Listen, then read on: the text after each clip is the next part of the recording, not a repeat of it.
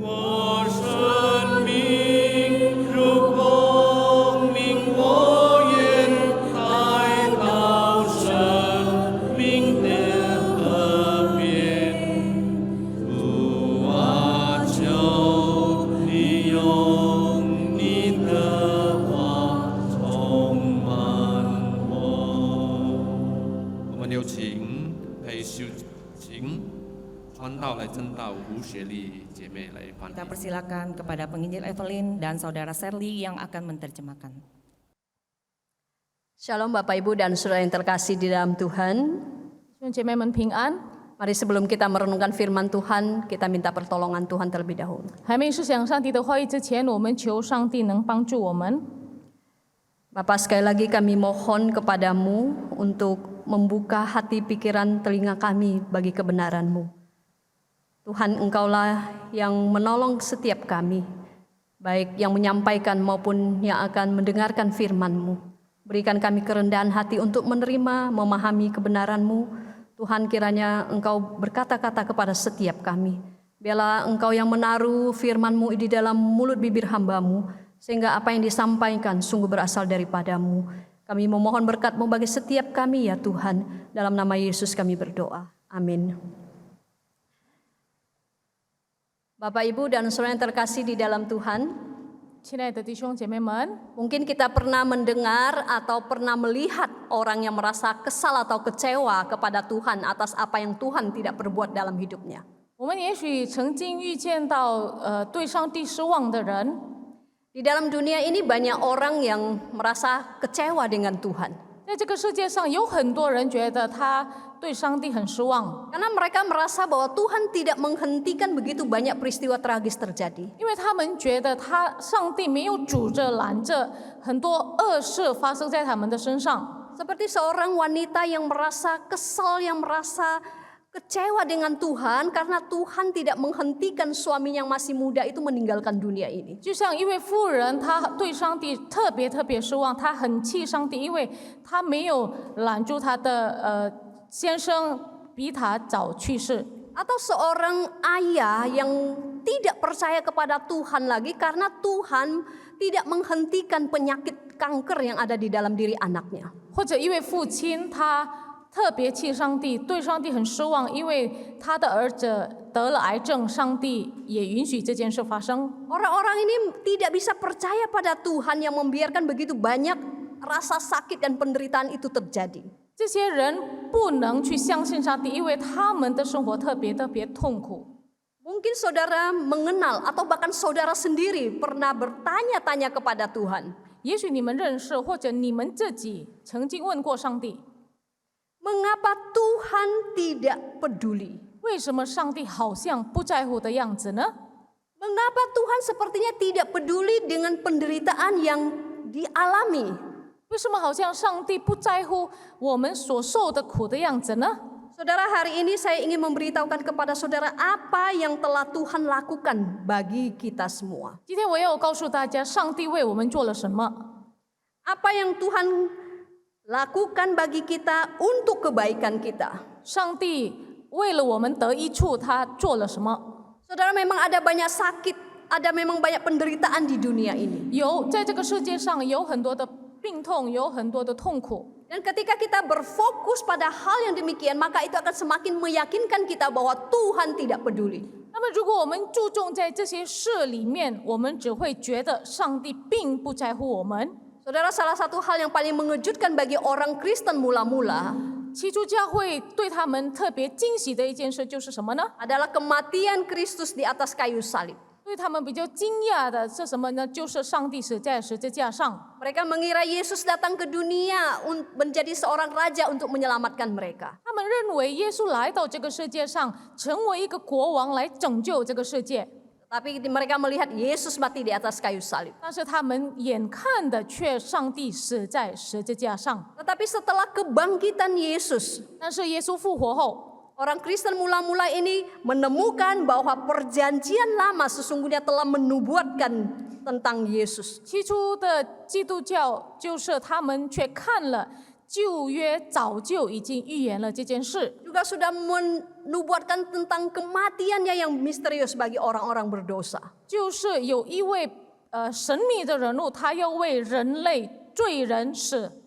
Dapatkah saudara membayangkan dampak dari mengetahui kehidupan Yesus bahwa kehidupannya itu sudah dinubuatkan ratusan tahun sebelum dia ada? 我们是否能够想象到耶稣的生命已经被预言很早很早以前，几千年、几百年以前？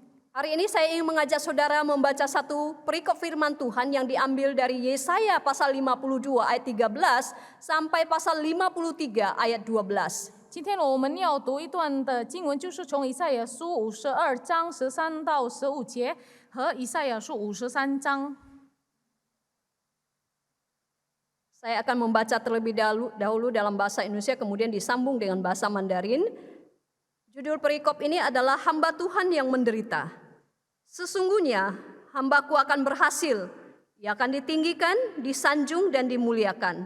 Seperti banyak orang akan tertegun melihat dia, begitu buruk rupanya, bukan seperti manusia lagi, dan tampaknya bukan seperti anak manusia lagi.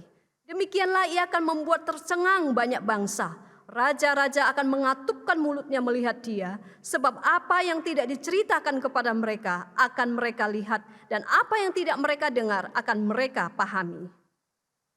我们所传的有谁信呢？耶和华的膀臂向谁显露呢？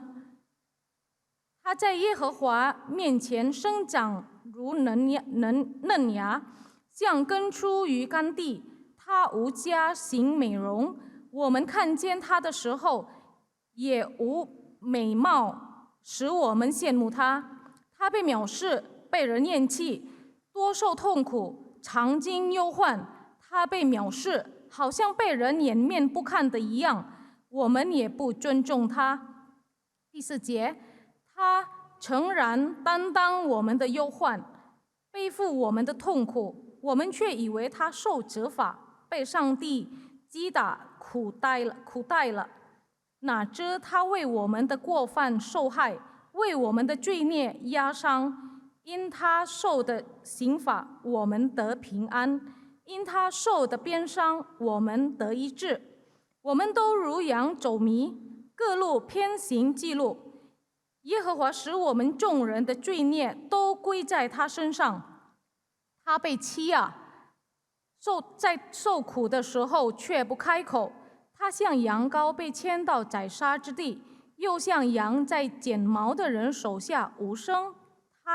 他也是这样不开口。因受欺压和审判，他被夺去。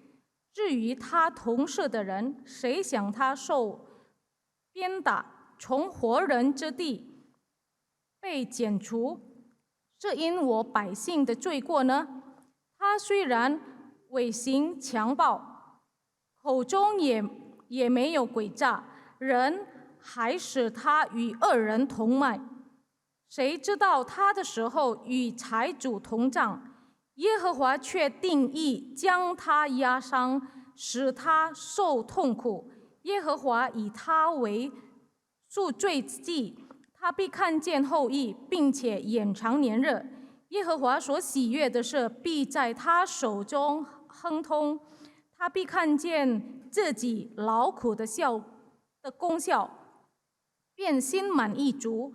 有许多人因为认识我的义谱得成为义，并且他要担当他们的罪孽。12节，所以我要使他与伟大的同分，与强盛的均分辱物，因为他将命倾倒，以致于死。他也被立在罪犯之中，他却担当多人的罪，又为罪犯代求。 Saudara yang terkasih di dalam Tuhan, 亲爱的弟兄姐妹， Yesaya 53 yang dimulai dari pasal 52 ayat 13 itu merupakan satu perikop yang luar biasa dan sangat unik. 以赛亚书第53章就是从52节13节开始，是一段非常特殊的经文。 Salah satu pasal yang sangat banyak dikutip di dalam Perjanjian Baru. 这段的经文常常提到在新约。Pasal yang dimana beritanya akan selalu dikumandangkan sepanjang masa. 这段经文每世每代都会提出。 Dan hari ini saya mengajak kita merenungkan bagian ini untuk mempersiapkan hati kita memasuki Jumat Agung dan Paskah. 今天我们要思想这段的话语，来预备我们的心进入受难节和复活节。 Saudara, dari pembacaan firman Tuhan tadi dijelaskan ada satu sosok pribadi misterius yang akan datang. 从这段的经文，我们可以看到有一个神秘的人物将来。 Kita ingat bahwa pelayanan Nabi Yesaya itu sudah sekitar 2700 tahun yang lalu dan 700 tahun sebelum Yesus. 我们知道以赛亚先知他是侍奉上帝是在2700年之前，就是700年，耶稣还没来的时间， Ini merupakan sebuah nubuatan yang ada di dalam perjanjian lama. 就是耶稣还没来700年之前的这个时间是预言上帝要来。 Yesaya menubuatkan sosok pribadi ini untuk datang ke dalam dunia dan memberikan keselamatan bagi umat manusia. 以赛亚预言有一个人，他将来到这个世界拯救世人。 Bagian ini Yesaya menyebut sosok itu adalah sebagai hamba yang menderita. 以赛亚就提到这个人就是成为一个受苦的仆人， Dan hamba yang menderita ini mencapai sesuatu yang membuat perbedaan yang tidak terbatas dan kekal bagi kehidupan umat manusia. 这个受苦的仆人他所做的将来会有永恒的价值。 Setelah beratus tahun kemudian perjanjian baru datang dan memberitahukan kepada kita bahwa pribadi misterius itu adalah Yesus sendiri. 几百年以后，就是当新约的时代发生的时候，这段经文告诉我们的人就是耶稣。 Hari ini mari kita belajar dan fokus pada nubuatan yang dibuat oleh Nabi Yesaya di dalam pasal 52 ayat 13 sampai 15. 今天我们特别来学习从以赛亚书52章13到15节， Siapakah hamba yang menderita itu? 谁是受苦的仆人呢？ Saudara, hamba yang menderita itu adalah hamba yang berhasil di saat orang lain gagal. 这位受苦的仆人就是那个当别人失败的时候，他却成功了。 Saudara, ada seorang yang bernama Mitch Glaser, seorang yang dilahirkan, dibesarkan di dalam keluarga Yahudi yang taat. 有一位就是犹太人，他的犹太宗教特别好，叫 Mitch Glaser。 Pada masa kecil ia bersekolah di sekolah Ibrani. 小时候他就在希腊学校学习， Dan pada usia 13 tahun dia sudah menjalankan ritual Yahudi sebagai anak yang menginjak usia remaja. 13岁的时候，他做了很多宗教的礼仪，犹太宗教的礼仪。 Kemudian anak ini menyelesaikan perguruan tinggi dan pindah ke tempat lain. 那么他上完大学，他就搬到别的地方， Dia mulai menjelajahi agama-agama timur di dalam waktu tertentu. 他就是有一段的时间，他去学习关于这个东方的这个宗教。 Sampai pada bulan November 1970 dia menerima Yesus sebagai Mesiasnya. 1970年11月的时候，他承认了、接受了耶稣是他的救主。 Saudara, kita ingat bahwa keluarga atau orang Yahudi sangat sulit untuk menerima Yesus sebagai Mesias. 我们知道犹太人，特别犹太宗教，他们很难接受上帝是救主， Mereka tidak mengakui perjanjian baru. 他们不承认这个新约。 Bagaimana si Glaser ini bisa percaya kepada Yesus sebagai juru selamat dan Mesiasnya? 这个人怎样能够相信耶稣成为他的救主呢？ Ternyata dia sudah membaca Yesaya pasal 53. 原来他已经读了以赛亚书53章， Dan itu pertama kalinya bagi dia menemukan bahwa sesungguhnya pasal ini sudah ada di dalam kitab Ibrani yang dia miliki. 那么他却知道了这段的经文，其实他早已经读到在他所拥有的经文。 Saudara, ketika dia sudah percaya kepada Tuhan, 当他相信了耶稣后， dia kembali ke rumahnya. 他回去他的 Dia 家， ingin membagikan Injil kepada orang tuanya. 他要将这个福音分给他的父母。 Bagaimana reaksi orang tuanya sebagai orang tua Yahudi? 那么他的父母是犹太人宗教的父母，那么有什么反应呢？ Tentu saja mereka menolak. 他们当然是拒绝， Mereka tidak mau mendengarkan. 他们不要听。 Tetapi pada akhirnya 但是后来， ibunya mau mendengarkan. 他的妈妈愿意听。 Ketika dia mengatakan dirinya bahwa dirinya sudah menerima Yesus sebagai Mesias. 当这位人跟他父母说他已经接受了耶稣成为他的救主的时候， orang tuanya mengatakan bahwa dia harus meninggalkan rumah. 他的父母说你必须离开这个家， Dia tidak boleh ke gereja. 你不可以去教会， Dia tidak boleh membaca perjanjian baru. 你不能去学新约。 Dalam satu kesempatan sebelum dia meninggalkan rumah, 当他还没离开家之前， dia meminta izin kepada ibunya untuk menceritakan Yesus kepada ibunya. 有一个机会，他就让他父母允许他告诉他关于耶稣的事。 Di dalam kesempatan itu dia membacakan pasal 53 ini. 当时这位人就向他母亲读了以赛亚书53章。 Saudara, seorang yang berasal dari keluarga Yahudi yang sulit untuk menerima Yesus sebagai Mesias pada akhirnya diubahkan oleh firman yang dia baca. 就是一个从犹太人背景很难去接受上帝是他的救主，后来就被这个上帝的话语改变了。 Perikop firman Tuhan yang menceritakan bagaimana hamba yang menderita itu bagi dia. 这段的经文告诉他，这位受苦的仆人到底是谁。 Pada akhirnya dia diubahkan menjadi pengikut Kristus. 最后他被改变成为跟随耶稣的人。 Saudara, perhatikan Yesaya menyebut orang misterius ini hambaku. 我们注意一下这个以赛亚就说这个神秘的人，他被称为我的仆人。 Di ayat 13a dikatakan sesungguhnya hambaku akan berhasil. 在那边记载着我的仆人行事必有智慧。 Ini adalah klimaks dari beberapa pasal yang ada sebelumnya di kitab Yesaya ini. 我们可以看到这个从以上的经文当中，这个非常重要的一段的经文。 Yesaya 42, 49 dan 50 sudah pernah menyebutkan tentang hamba Tuhan. 以赛亚书52章、49章跟50章那边提到了这位仆人。 Siapakah hamba Tuhan itu? 这位仆人是谁呢？ Siapakah hamba yang menderita itu? 受苦的仆人是谁呢？ Memang banyak yang memperdebatkan hal ini. 有很多人来辩论这件事。 Tetapi mari kita kembali kepada firman Tuhan. 我们回到上帝的话语。 Yesus pernah mengutip Yesaya 53 ayat 12. 耶稣曾经提到这个以赛亚书53章12节。 Dia lakukan pada saat perjamuan terakhir dan menjelang di Taman Getsemani. 就是他提在他最后的跟门徒最后的晚餐和在哥西玛尼亚。 Kutipan ini ada di dalam Lukas 22 ayat 37. 在路加福音记载着。 Sebab aku berkata kepada kamu bahwa nas kitab suci ini harus digenapi padaku. Ia akan terhitung di antara pemberontak-pemberontak sebab apa yang tertulis tentang aku sedang digenapi. 就是在那边记载着上帝的话语告诉我们，这件事是说到预言到我的身上，他必在我的身上成全这件事。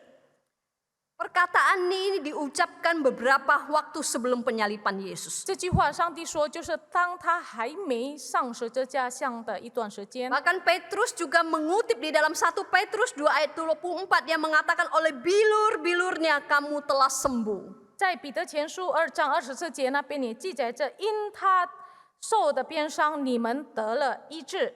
Saudara, melalui 2 ayat ini sangat jelas memberitahukan kepada kita siapakah hamba itu. 从这两处的经文很清楚告诉我们，这位受苦的仆人到底是谁。 Semuanya tertuju kepada Yesus. 每一个经文都指着耶稣。 Terjemahan LAI dari Yesaya 15 ayat 13 mengatakan sesungguhnya hambaku akan berhasil. 在那边以赛亚书53章、15章那边告诉我们，我的仆人必成全。 Ada terjemahan lain yang mengatakan lihatlah hambaku akan bertindak bijaksana. 其他的翻译有说，你们看我的仆人，他行事必有智慧。 Saudara, kata-kata bijak harus bertindak dengan bijaksana bukan berarti Yesus hanya cerdas secara pengetahuan atau dia bijaksana seperti para orang tua kita. 这个行事必有智慧的意思，不单单耶稣是一个聪明的人，或者像我们的父母有智慧。 Memang Yesus sangat bijaksana dan kebijaksanaannya melampaui manusia biasa. 耶稣特别有智慧，他的智慧超过我们平常的人。 Kita lihat terjemahan lain ini selain bijaksana, kembali ke terjemahan LAI mengatakan dia juga berhasil, hamba yang berhasil. 如果我们看其他印尼文的翻译词，就是他变写着就是一个能够成全成功的一个仆人。 Allah memberitahukan kepada kita bahwa Dia akan mengirim hamba yang akan menyelesaikan apa yang tidak dapat dicapai oleh Israel. 上帝告诉我们，他编差一个人，就是以色列无法这个成全的一个使命，让这个人来做。 Yesaya menubuatkan bahwa Yesus akan menggenapi kehendak Allah dan disitulah keberhasilan Yesus. 以赛亚就说，这个人要成全上帝的旨意，这就是耶稣的成功。 Saudara, ketika kita memikirkan tentang hikmat bijaksana Yesus, 当我们学到关于耶稣的聪明智慧， kita akan teringat dengan kemampuan Yesus untuk mengarahkan melalui sebuah argumen.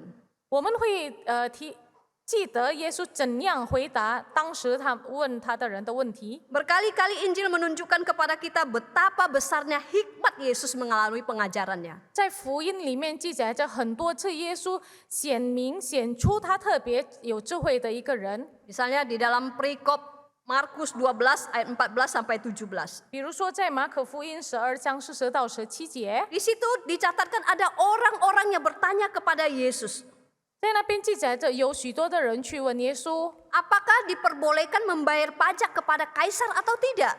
我们是否纳税给该撒，可以不可以？ Apakah kami harus bayar atau tidak? 我们纳税给该撒，可以不可以？ Kemudian di situ dicatat Yesus mengetahui kemunafikan mereka. 在那边记载，耶稣知道他们的假意。 Lalu Yesus berkata, mengapa kamu mencobai aku? Bawalah kemari suatu dinar supaya kulihat. 你为什么要试探我呢？你拿来一个银钱来给我看。 Lalu mereka bawa itu kepadanya. 那么他们就给了耶稣1块的银钱。 Yesus bertanya, gambar dan tulisan siapakah ini? 然后耶稣就问他们，在这个银钱上是谁的像和谁的号呢？ Mereka menjawab, gambar dan tulisan kaisar. 这个是该撒的像，该上的号。 Lalu Yesus berkata kepada mereka, berikanlah kepada kaisar apa yang wajib kamu berikan kepada kaisar, dan kepada Allah apa yang wajib kamu berikan kepada Allah. 那么耶稣就对他们说：“该撒的物当归给该撒，神的物当归给神。” Bagian ini ditutup dengan kalimat mereka sangat heran mendengar dia. 这段的经文结束于他们很稀奇他。 Saudara, kita melihat betapa besarnya hikmat Yesus. 我们可以看耶稣的智慧是何等的大。 Pada waktu musuh-musuhnya berusaha menjerat Yesus dengan teka-teki, dengan jebakan, 当他的敌人用许多的阴谋来射他， Yesus mampu memberi jawab kepada mereka. 耶稣能够达到他们的。 Hikmat Yesus berhasil membuat heran musuh-musuhnya. 耶稣的智慧让所有不喜欢他的人感到稀奇。 Saya juga ingin mengajak kita kembali mengingat keberhasilan Yesus versus Adam dan keberhasilan Yesus versus Israel. 我们也可以做一个比较，就是耶稣与亚当和耶稣与以色列人。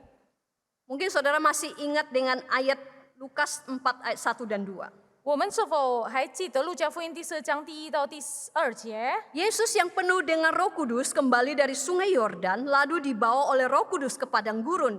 Di situ ia tinggal 40 hari lamanya dan dicobai iblis. Selama di situ ia tidak makan apa-apa dan sesudah waktu itu ia lapar.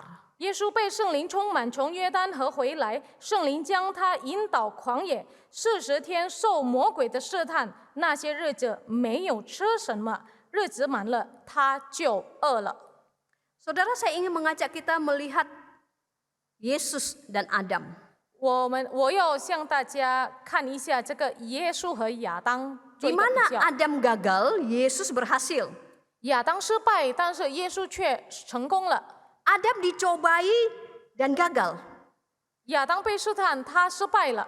Kegagalannya membawa seluruh umat manusia masuk ke dalam kesengsaraan, masuk ke dalam dosa. 因为亚当的失败，他成了所有的世人要受苦。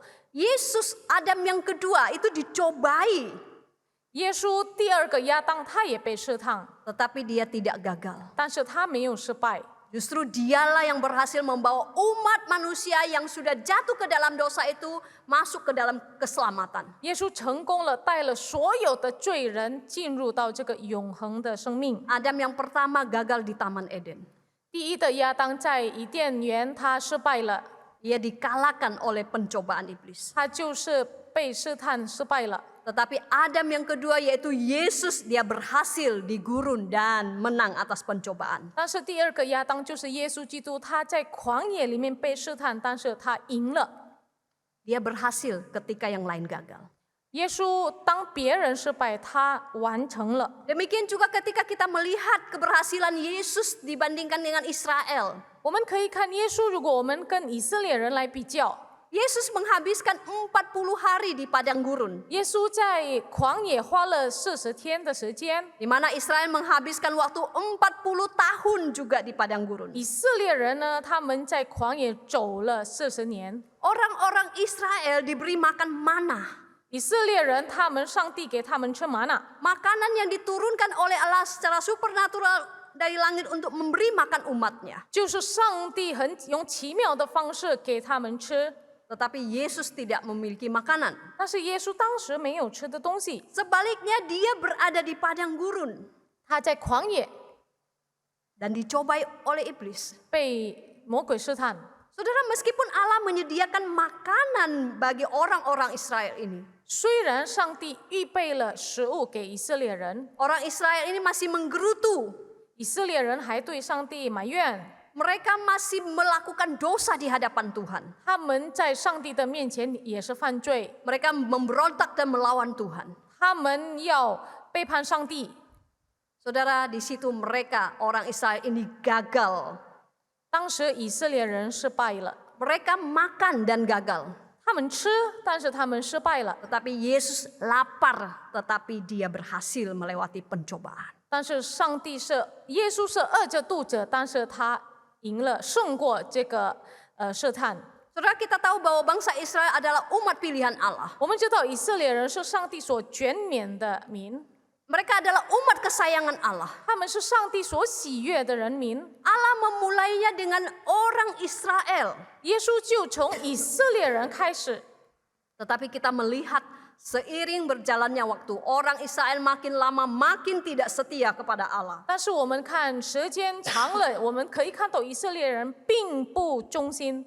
Pada akhirnya seluruh Israel hanya menjadi satu orang Israel sejati, yaitu Yesus. 到后来，以色列人则变成了一位真正的以色列人，就是耶稣基督。 Yesaya terus mengeliminasi orang Israel sampai dia menemukan satu orang Israel yang sejati dan taat kepada 以 Allah. 赛亚不断的排除其他的以色列人，到他找到了一个真正的以色列人。 Kita pernah mendengar Yesus berkata, "Akulah pokok anggur yang benar." 我们常常听耶稣说：“我是真的葡萄树。 Mengapa Yesus mengatakan demikian? ”为什么耶稣要这样说呢？ Karena pokok anggur yang pertama yaitu Israel telah mendiskualifikasi dirinya dan gagal di hadapan Allah. 因为第一个棵的葡萄树，他们已经从上帝面前排除了。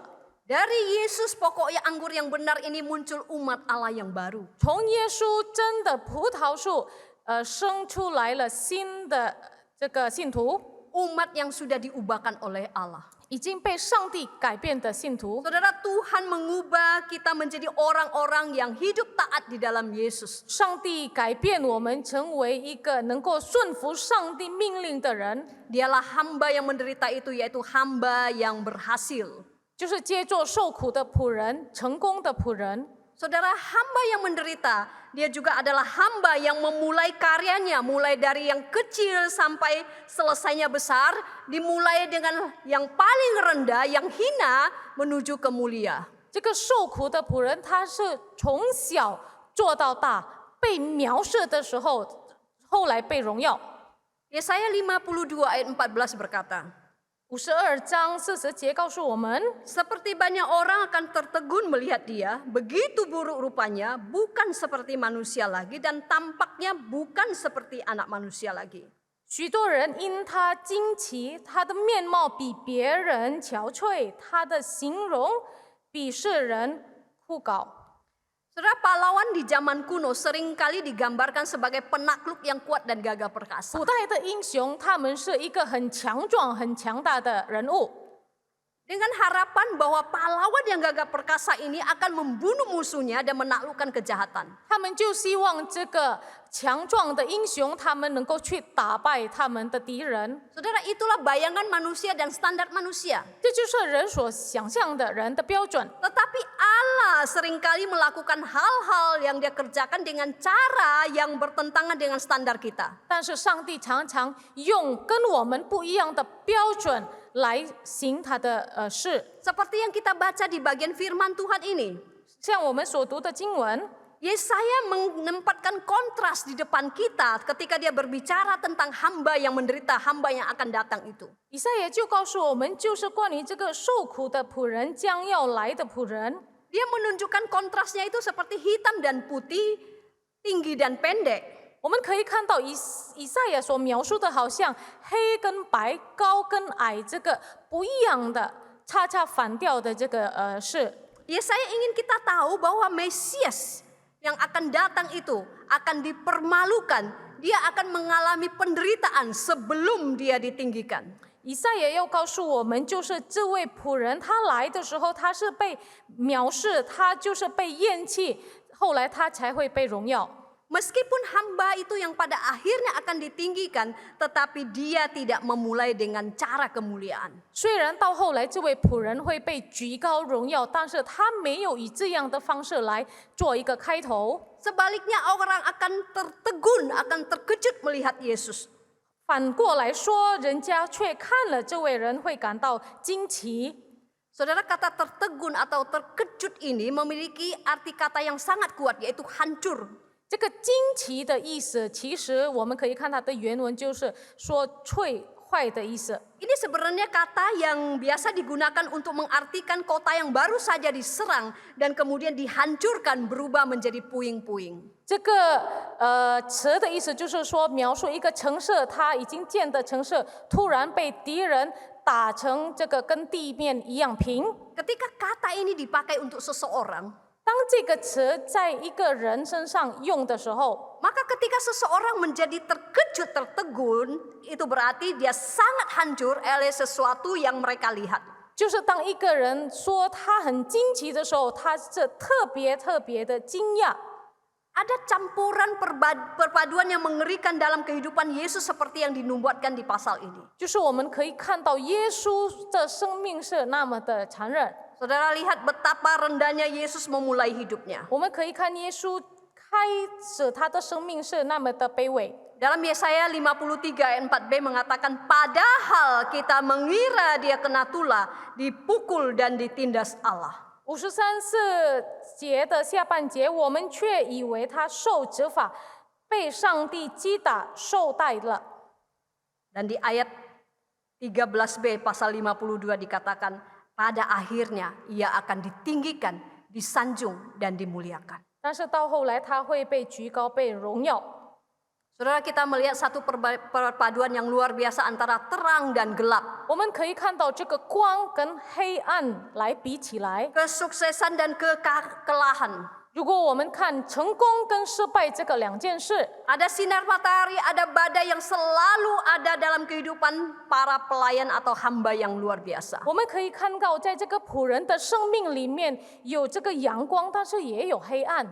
Saudara, kita melihat perpaduan ini ada di dalam diri Yesus. 我们看这个两件事有在耶稣身上， Oleh karena itu, saudara, 所以 ketika kita mengalami pergumulan, 当我们面对挣扎的时候， ketika kita mengalami penderitaan, 当我们面对苦难的时候， janganlah kita berkata, 我们不要再说 ya Tuhan, jika Engkau benar-benar mengasihi aku dan benar-benar hidup bekerja di dalam hidupku, 上帝啊，如果你真正爱我，真正在我的生命里面做工， maka Engkau tidak akan membiarkan hal-hal buruk terjadi padaku. 你不会让这些不义的事发生在我的身上。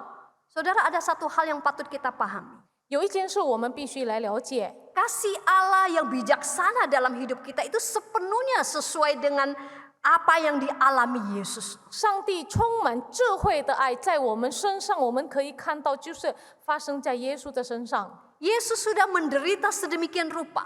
耶稣已经受了那么大的苦， Dikatakan sampai rupanya pun tidak dikenal orang. 就是看他的面貌比别人憔悴。Dan dia menderita itu demi kebaikan kita. 上帝受苦，为了我们能够得益处。 Dan ketika kita menghadapi pergumulan dan penderitaan, 当我们在这个世界上面对挣扎、面对苦难的时候， apakah kita akan bertanya kepada Tuhan 我们是否会问上帝： bahwa Tuhan tidak peduli dengan kita? 你是否不在乎我了吗？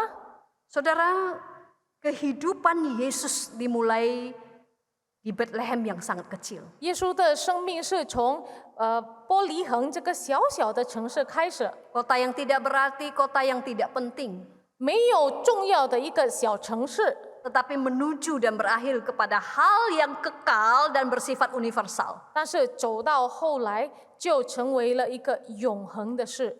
Saudara, Yesus datang ke dalam dunia melalui dan masuk ke dalam penderitaan. 耶稣来到这个世界，进入了这个苦难。 Kemudian apa yang dia alami di dalam hidupnya itu mendatangkan keselamatan yang bersifat kekal bagi semua orang yang percaya kepadanya. 但是他所经历的，他所做的，能够带给所有的罪人一个救恩。 Saudara, Yesus yang menderita itu bukan hanya berhasil mengerjakan kehendak Allah. Dia bukan hanya memulai sesuatu dari yang rendah kepada yang mulia, tetapi dia adalah hamba yang menderita. 受苦的耶稣，他不单单从小做到大，他不单单是以受苦开始他的生命，但是他也是那个受苦的仆人。 Mungkin kita ingat cerita yang ada di dalam Kisah Rasul pasal 8. 我们是否记得，就是在《使徒行传》第8章， Kisah Rasul 8 ayat 32 sampai 33, di situ kita menemukan seorang pria yang kita kenal sebagai Sida-Sida dari Ethiopia. 《使徒行传》第8章32到32节，在那边我们看到，就是有一位以索皮亚的这个太监。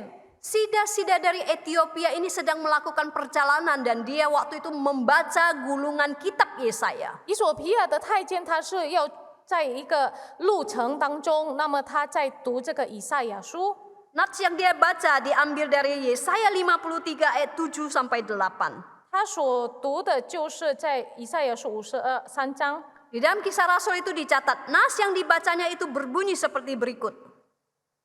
在圣经记载着他所读的经文就是这样。 Seperti seekor domba ia dibawa ke pembantaian dan seperti anak domba yang keluh di hadapan orang yang menggunting bulunya, demikianlah ia tidak membuka mulutnya, dalam kehinaannya berlangsung hukumannya. Siapakah yang akan menceritakan asal usulnya, sebab nyawanya diambil dari bumi. 他像羊羔被牵到宰杀之地，又像羊羔在剪毛的人手下无声。 他也是这样不开口。他卑微的时候，人不按公义审判他，谁能诉说他的世代？因为他的生命从地上夺去。 Saudara, ketika Sida-Sida dari Ethiopia ini membaca bagian ini, dia tidak mengerti siapakah orang yang dimaksud itu. 当以述这个皮亚的这个太监读了这段经文的时候，他并不明白指的人是谁。 Saudara, kedua ayat ini menggambarkan kematian hamba yang tidak berdosa, yang tidak bersalah, hamba yang taat. 这段经文指的是一位仆人，他无罪的，他没有错误的，他却死在十字架上，然后是一个顺服的仆人。 Siapakah yang menyebabkan rasa sakitnya? 是谁让他受痛呢？ Siapakah yang membuat dia menderita? 是谁让他受苦呢？ Mengapa dia harus menderita? 为什么他必须受苦呢？ Saudara, semua dilakukan karena kita. 所有的事是因我们而起， Kita manusia yang berdosa. 因为我们是罪人， Kita menolak dia. 就是我们拒绝了他， Kita menyembunyikan wajah kita dari dia. 我们掩着我们的面， Kita tidak mau menghormati dia. 我们不尊重他， Kita menganggap dia dipukul oleh Allah. 我们认为他被上帝击打了， Dan karena dosa kita, 因为我们的罪孽， Allah meletakkan dosa kita pada pundaknya. 上帝把我们的罪放在他的身上， Dan ia menderita. 那么他就受苦了。 Saudara, Alkitab memberitahukan kepada kita, 圣经告诉我们什么呢？ dalam penderitaannya, 在他苦难当中， Yesus tidak membuka mulutnya. 耶稣并不开口， Dan Yesus memang tidak perlu membuka mulutnya 耶稣也不用开口， karena dia tahu kebenaran. 因为他知道真理， Dia tahu segala rencana Allah bagi keselamatan umat manusia. 他知道上帝所给世人预备的救恩计划， Sehingga ia rela dan taat menjalaninya. 就是上帝就是愿意来顺服上帝的诫命。 Seperti yang dikatakan di dalam Filipi 2 ayat 8. 在腓立比书第2章第8节告诉我们， Dan dalam keadaan sebagai manusia ia telah merendahkan dirinya dan taat sampai mati, bahkan sampai mati di kayu salib. 既有人的样子，就自己卑微，存心顺服，以至于死，而且死在十字架上。 Saudara, meskipun Yesus tahu dia harus menderita, 亲爱的弟兄姐妹们，虽然耶稣知道他必须受苦， dia tidak menolak rencana Allah. 他没有拒绝上帝的这个旨意。 Mengapa, saudara? 为什么呢？ Karena dia mengasihi kita. 因为耶稣爱我们， Dia mau menyelamatkan manusia yang berdosa. 他要拯救罪人。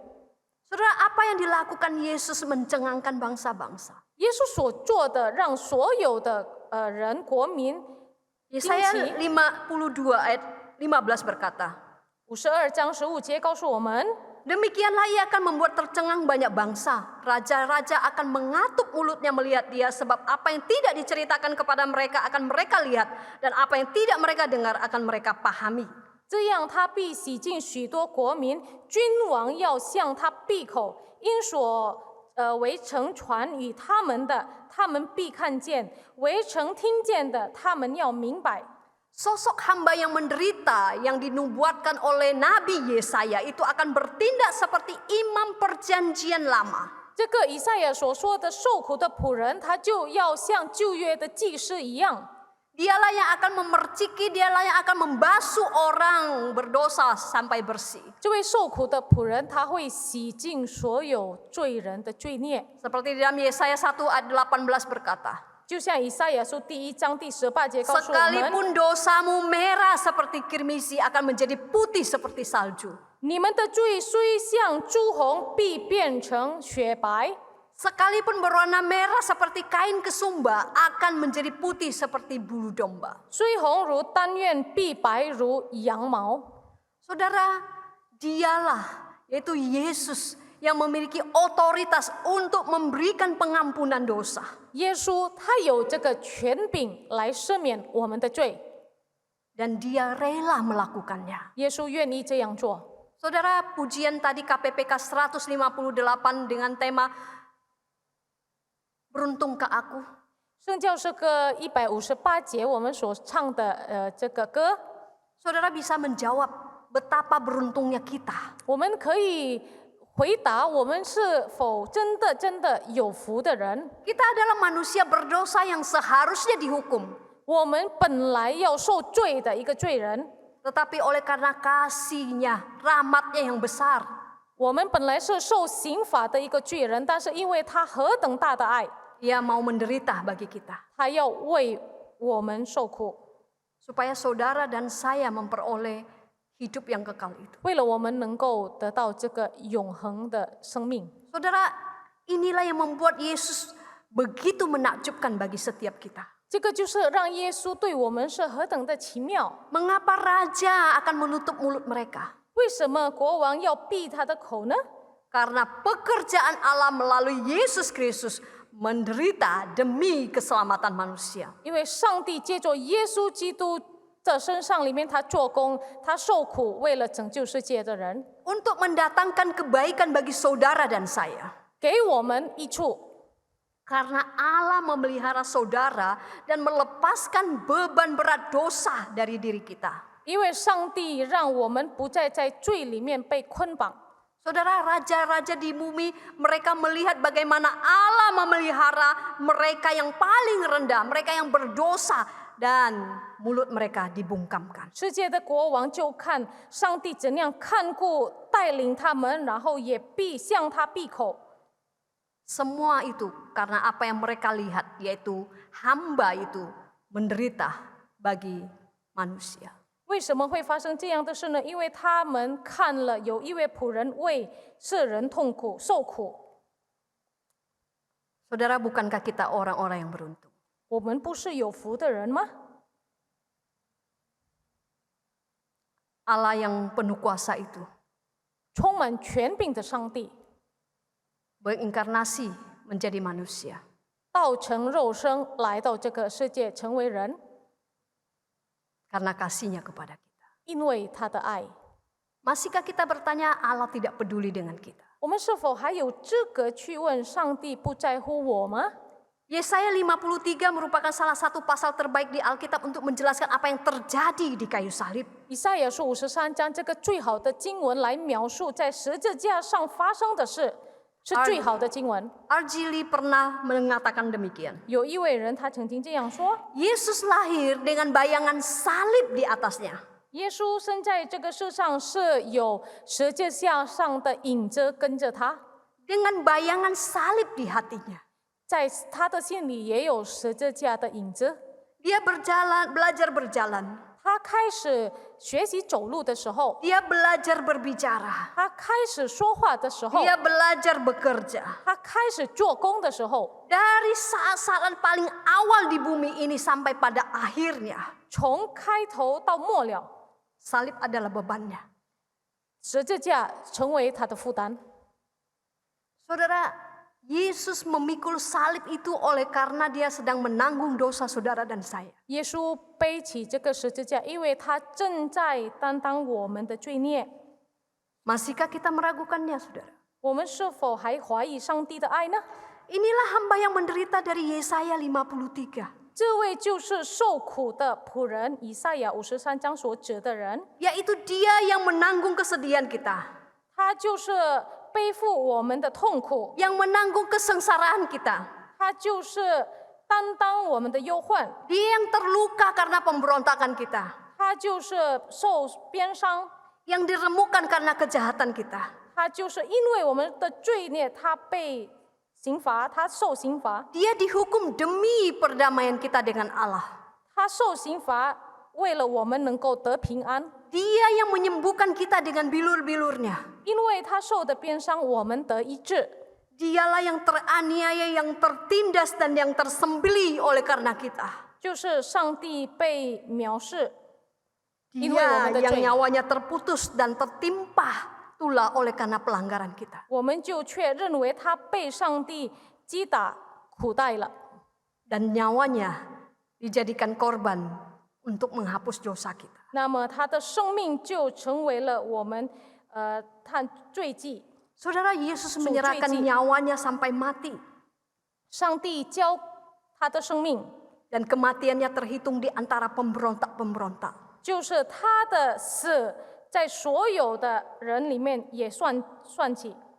Pada ayat 12 pasal yang 53 dicatat, bahkan dia berdoa bagi orang-orang yang memberontak dan melawan dia. 在那边我们可以看到上帝怎样为所有要背叛他的人祷告。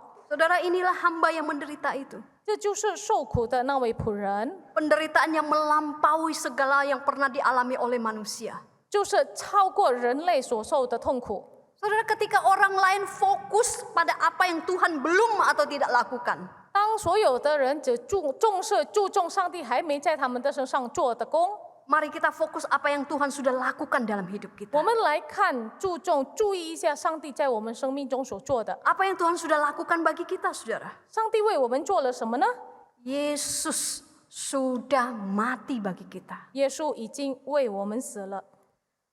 Janji Allah melalui nubuatan Yesaya untuk mengutus hambanya untuk menderita demi keselamatan umat manusia. 上帝在以赛亚书53章那边已经向我们约定了，他会差遣一位仆人给世人救恩。 Dan itu tergenapi ketika Yesus datang ke dalam dunia. 在上帝耶稣基督身上完成了。 Hal yang paling besar, yang paling luar biasa yang telah Yesus lakukan bagi kita yaitu menyerahkan nyawanya untuk menebus dosa-dosa kita dan kita boleh berdamai kembali dengan Allah. 最大的事就是耶稣基督能够为我们而死，我们能跟上帝和好关系。 Saudara, adakah orang lain atau pribadi manapun yang mau melakukan itu bagi saudara dan saya? 是否有人要为我们做这一切呢？ Adakah pernah saudara mengenal orang yang mau menanggung kesalahan kita 我们是否认识有人要为我们背这个黑锅呢？ Ketika kita melakukan kesalahan, orang akan mulai meninggalkan kita. 我们可以看的，当我们犯错的时候，人家却离开了我们。 Tetapi Yesus, 但是耶稣 hamba yang menderita itu, dia malah menanggung dosa kita. 受苦的这个仆人，他却担当了我们的罪孽。 Roma 8 ayat 32 berkata, 罗马书第8章告诉我们， Ia yang tidak menyayangkan anaknya sendiri telah menyerahkan dirinya bagi kita semua. Bagaimanakah mungkin ia tidak mengaruniakan segala sesuatu kepada kita bersama-sama dengan dia? 神既不爱惜自己的儿子，为我们众人舍了，岂不也把万物和他一同白白的赐给我们吗？ Saudara, apa yang tidak Allah berikan kepada kita? 上帝没有给我们什么呢？ Anaknya yang satu-satunya, 他的独生子， putranya yang berharga, 他的宝贵珍惜，他所爱的独生子 diberikan kepada kita. 赐给我们了。 Apakah kita masih meragukan dan bertanya bahwa dia tidak peduli pada kita yang sudah menjadi milik kesayangan? 我们是否还怀疑他不相信他说他不在乎我们吗？ Apakah kita merasa bahwa apa yang kita alami itu sudah terlampau dan kemudian kita berpikir Tuhan tidak memahami kita? 我们是否想我们所面对的所有的苦难，让我们觉得上帝不再爱我们了？ Saudara, apa yang kita alami tidak bisa dibandingkan dengan apa yang Yesus sudah alami. 我们所面对的比不上上帝所受的苦。 Yesus rela datang ke dalam dunia, 耶稣愿意来到这个世界上， menggenapi kehendak Allah. 来成全上帝的旨意， Mulai dari yang paling rendah menuju kemuliaan. 从小做起到荣耀。 Dia menderita bukan karena dosa dirinya, 他受苦并不是因为他自己的罪， tetapi karena dosa saudara dan saya. 但是因为我和你的罪。 Penderitaannya itu mendatangkan kebaikan bagi saudara dan saya. 他所受的苦，让每一个信他的得益处。 Penderitaannya membawa keselamatan bagi saudara dan saya. 他的所受的苦，给我们带来救恩。 Saudara, mari kita berpikir kembali akan kasih Allah. 我们来思想一下上帝的爱。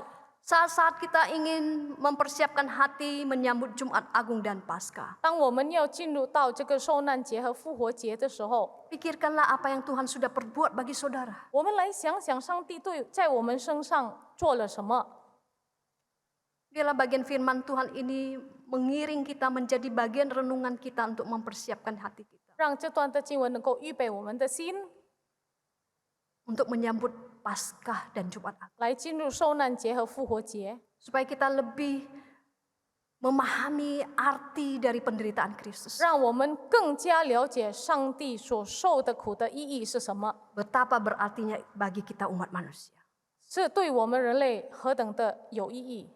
Ketika kita merenungkan hal ini, 当我们来思想这段话， biarlah kasih kita kepada Allah juga boleh semakin bertambah. 我们对上帝的爱能够增加， Kiranya Tuhan memberkati kita. 让上帝祝福我们。 Mari kita berdoa. 我们祷告。Bapa dalam surga, kami bersyukur bahwa Engkau adalah Allah yang setia, Allah yang menciptakan setiap manusia, dan ketika manusia jatuh ke dalam dosa, Engkau tidak meninggalkan kami ya Tuhan, tetapi justru Engkau memberikan satu-satunya yang terkasih, Yesus Kristus, anak-Mu yang tunggal ke dalam dunia bagi kami, mati bagi kami, agar kami memperoleh kehidupan yang kekal itu. Terima kasih ya Tuhan, ajar kami berbagian di dalam penderitaan-Mu, ajar kami tidak hanya melihat kesenangan-kesenangan dunia saja, ajar kami untuk setiap hari menyangkal diri, memikul salib yang sudah Tuhan berikan kepada kami. Berikan kami kekuatan ya Tuhan, karena kami tahu sebagai manusia kami tidak dapat mengandalkan kekuatan kami sendiri. Kami bersyukur untuk Allah yang begitu setia, yang tidak pernah meninggalkan kami. Kami bersyukur untuk Allah yang begitu penuh kasih, yang juga tidak meninggalkan kami ketika kami berdosa. Terima kasih Tuhan untuk anugerah pengampunan ini. Ajar kami hidup semakin cinta Tuhan, ajar kami hidup semakin mencari kehendak Tuhan di dalam hidup kami. Suara manusia sudah berhenti berbicara, biarlah Roh Kudus yang terus boleh memimpin hati kami, agar kami boleh melihat visi misi Tuhan di dalam kehidupan kami masing-masing. Terima kasih ya Tuhan, kami berdoa bersyukur hanya di dalam satu nama, Tuhan Yesus Kristus yang begitu mengasihi kami dan Juru Selamat kami. Amin.